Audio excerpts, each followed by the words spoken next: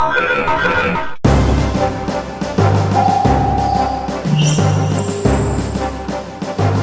Hacker News Network presents HNN Cast with your host, Space Rogue.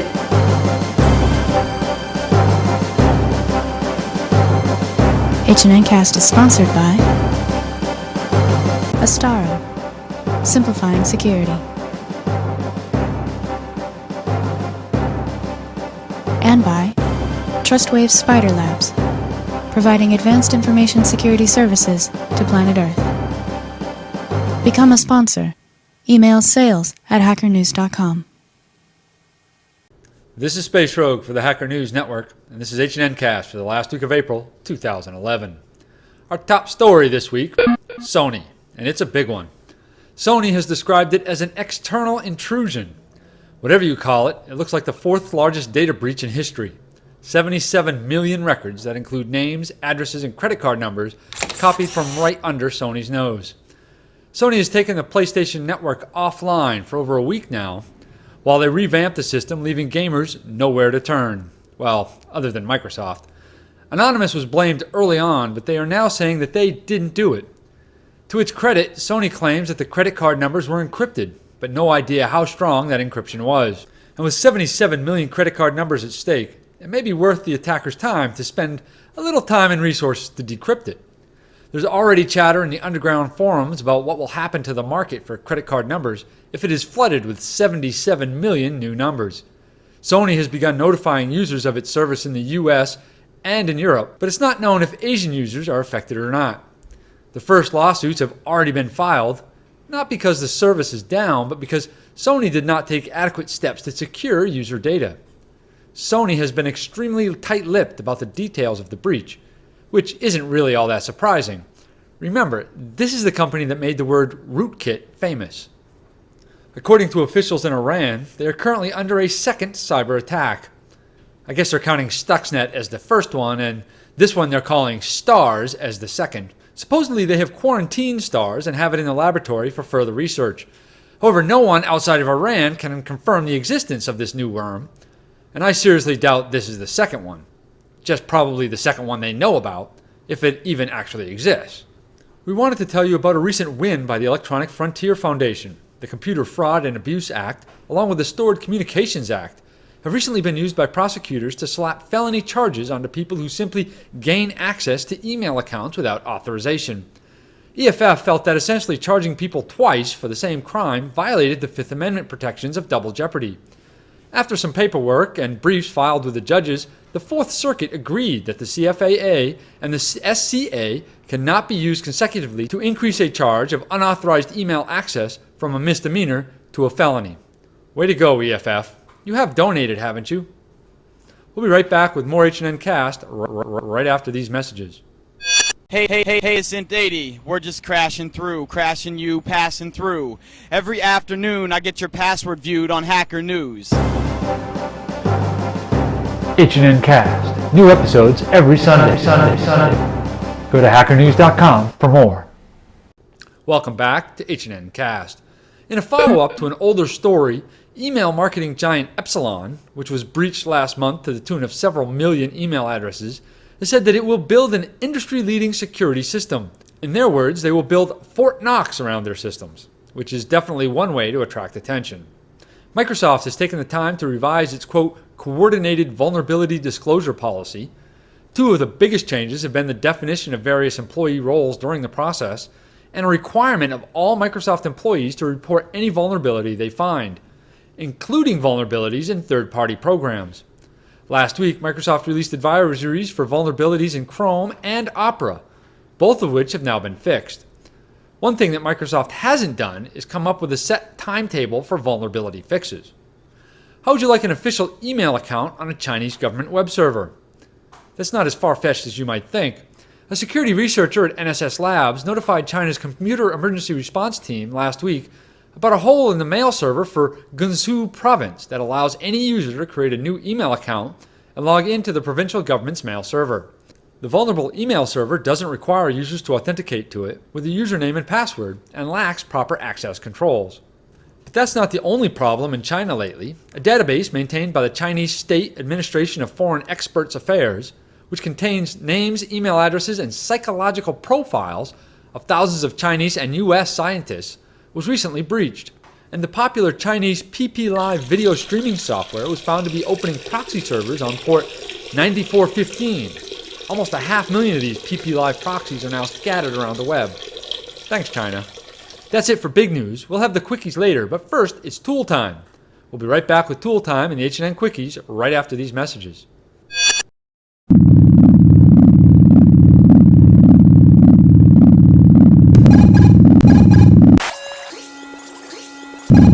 Bye, bye, bye, bye, bye, bye.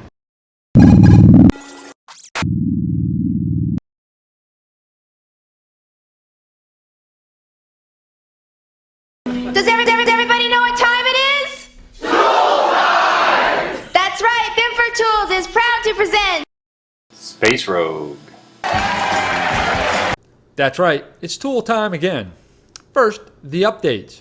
DarkComet RAT, the Windows backdoor. NetSparker, arguably the best free web scanner. And SET, the social engineer toolkit. Also, the Nessus DB has been updated to version 1.4. Check your sources, and then go update. And now, into the fresh. There's been a whole lot of hubbub this week about mobile devices tracking your poop. Of course, there's some interesting tools that have fallen out of that. Untrackerd is a daemon process that runs in the background on your iOS device. It continuously cleans up the history data from location D. A daemon? Maybe just kill it if you don't need the geolocation capabilities. But all this is for jailbreaking phones only, so yeah. iPhone Tracker is an open source application that maps the information that your iPhone is recording about your movements.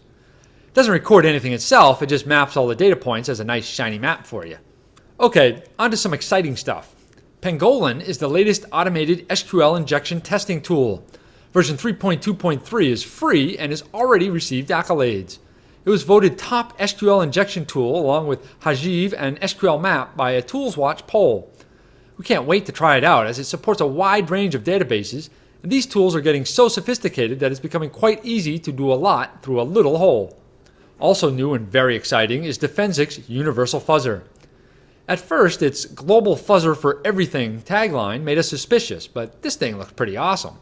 Its focus is generating fuzz files, but what really hooked us was in the support for sending those files to different places, including XML-based web services.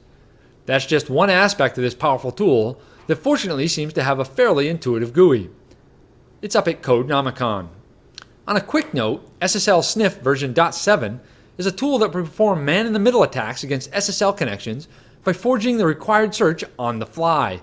It supports null prefix attacks, OCSP attacks, and runs on Linux. And in nmap news, the nmap Google Summer of Code team has been announced. Some new faces and some familiar ones this year. Look forward to more scripts for the NSE core, vulnerability and exploitation, discovery, and protocol support behind HTTP. nmap is not just a simple scanner anymore, largely thanks to the Google Summer of Code. Along those lines, you can find a whole list of nmap-specific XML parsers at Marco Romili's blogspot. Man, you think all these people are contributing just hoping Trinity will use their code? On a closing note, we'd like to again highlight the fact that the ToolsWatch vulnerability database is open to anyone who would like to add a tool to their radar. Those guys in Security Shell do a lot of the legwork of searching and tweeting these updates. A large chunk of what we bring you each week is from following them. So if you want to promote your tool here, one way to do that is to bring it to their attention. That's it for this week's Tool Time. Join us next week for our salute to Pam Anderson. And now, a few quick stories Howard Stringer found on the net this week. German computer software company Ashampoo, known for its Windows utilities, has had its customer database breached and leaked data such as names and email addresses. If you bought stuff from the company, you might want to check your credit report anyway and be on the lookout for phishing emails. Jacinda Jones from Michigan has pleaded guilty to selling counterfeit software which reportedly earned her almost $500,000. According to court documents between July 2008 and January 2010, Jacinda sold more than 7,000 copies of pirated software through the website cheapdl.com. Jacinda faces up to 5 years behind bars and a $250,000 fine. This is a case we've told you about before. To quickly bring you up to speed, some guy in Minnesota broke into his neighbor's Wi-Fi and sent a few death threats to Vice President Biden. The Secret Service investigated and quickly found the guy. First he claims it wasn't him, but he agrees to a 2-year plea deal anyway. Then for some reason he changes his mind and enters a plea of guilty. Now he's claiming his lawyer coerced him and his neighbor actually framed him, and he wants to change his plea to not guilty. Yeah, whatever. Seattle police say they have a problem. War drivers. The cops think that someone has been driving around in a black Mercedes, popping web-encrypted Wi-Fi signals and siphoning off credit card details. They know what car they drive, but still no bus. Bad guys hit the little stores just as easily as they hit the big guys. Country Corner Market in Madison Heights, Virginia, recently had its network breached and the details of over 100 credit cards siphoned off as they were used. Be careful where you whip that card out. If you've been using Firefox or Opera as a way to prevent various classes of malware from infecting your machine, your days of safety are numbered. The latest version of Spy Eye now not only targets Firefox, but Opera as well. Security through obscurity never works for very long. That's all the quick stories Howard Stringer found on the net this week. That means it's time for your ConFu.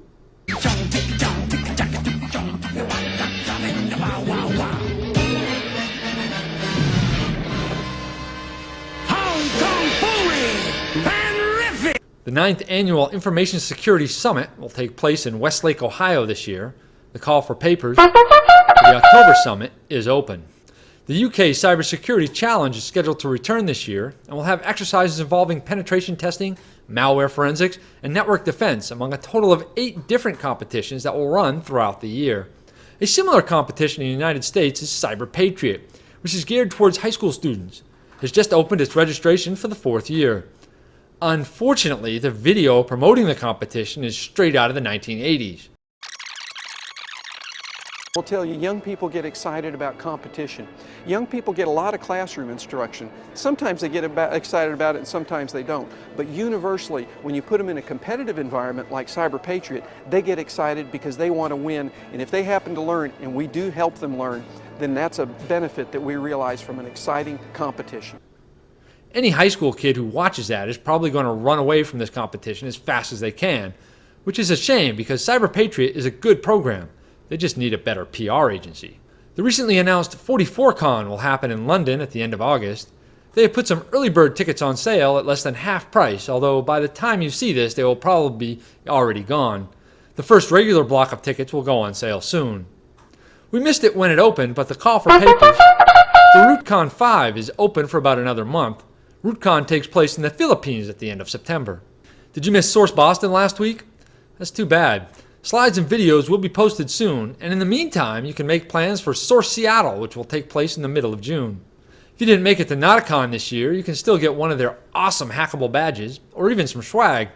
They're selling off the part kits for the badges, as well as deeply discounted t-shirts.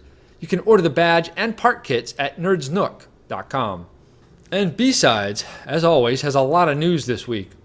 The call for papers and registration is open for B-Sides Detroit, Los Angeles, Connecticut, Rochester, Pittsburgh, Las Vegas, St. John's, Canada, Australia, and Vienna, all of which occur between now and August. That's a lot of B-Sides. But wait, B-Sides Missouri, Dallas, Fort Worth, and New Delhi come up before the end of the year. B-Sides, security is everywhere. Oh, and props to Devil for pointing out a cross-site scripting flaw on our website. Yes, we were lazy and failed to update our WordPress when we should have. Our apologies. And now for the stack of shame, the list of all known open vulnerabilities as cataloged by the Zero Day Initiative.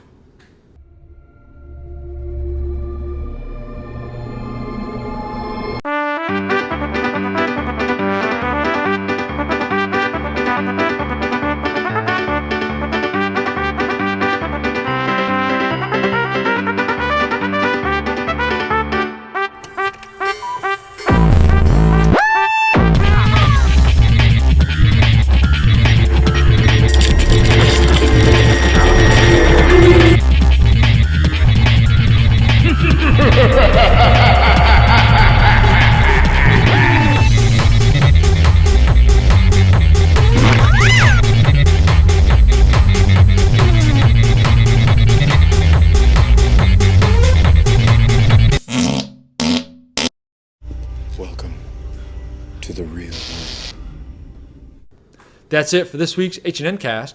I've been your host, Space Rogue, and you've been watching the Hacker News Network. Remember, if you have any news you think we should report, send it to news@hackernews.com. You have been watching H&N Cast. This is Space Rogue for the Hacker News Network. Funny do bad things.